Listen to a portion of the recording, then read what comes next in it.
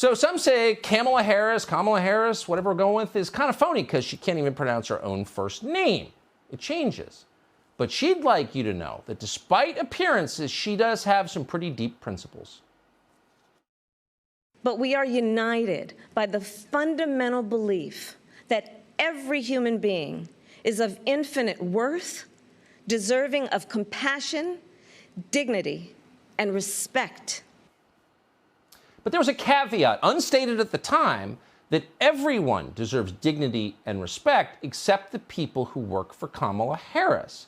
They don't get it, and now they're going on the record to explain. One staffer in her office, quote, had a sense of paranoia that you never knew when she was going to snap at you. Surprised to learn that? Another said employees were, quote, so stressed out that they were making themselves sick. So Kamala Harris, champion of women, actually was marinating in a toxic stew of toxic masculinity. Jesse Kelly is sophisticated enough to understand what this is about. He's the host of the Jesse Kelly Show. He joins us tonight. Jesse, thanks for coming on. Are you surprised to learn that Kamala Harris, if that's what she's going by, is like the worst boss in Washington and nasty to the people who work for her?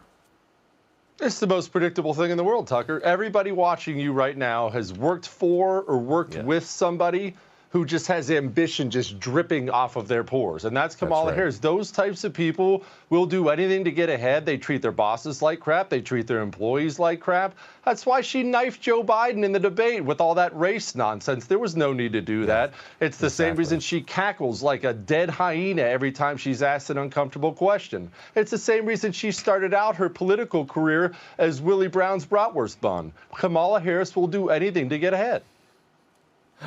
I got to say, when I look at her, you can feel the fear. And false people are always afraid because they're terrified you'll find out who they really are. People who don't actually know how to pronounce their own first names or who grew up in Canada and pretend they didn't. She always seems like she's terrified of being exposed. Well, she doesn't believe in anything. And like you said, people without any grounding, they're really worried about getting called out on it. Kamala Harris is always painted as this far left winger. If Kamala Harris thought her political ambitions would do better on the right, Kamala Harris would be to the right of Barry Goldwater tomorrow. She believes in absolutely nothing except for Kamala Harris. That's all she's ever been. And so any staffer, she doesn't look at them like people, like a secretary or an assistant. They're all just stepping stones she can stomp on the way to the top job. But she'll be miserable there, too. As soon as they throw poor Joe out the back door and Kamala sits in the Oval Office, she'll hate that, too. She'll move on to something else.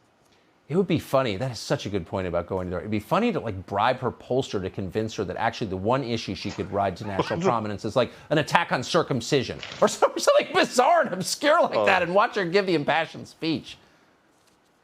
Oh, it would. Well, no, she was throwing people in prison all day long in California as this absolute ball-busting cop, throwing people in jail for anything she could possibly think of. And now she goes to the Senate. She's the most left-wing senator. This woman doesn't believe in anything except for achieving the next thing. And like I said, everybody watching is already thinking of somebody. They know someone in their life like that. They're always terrible people, universally.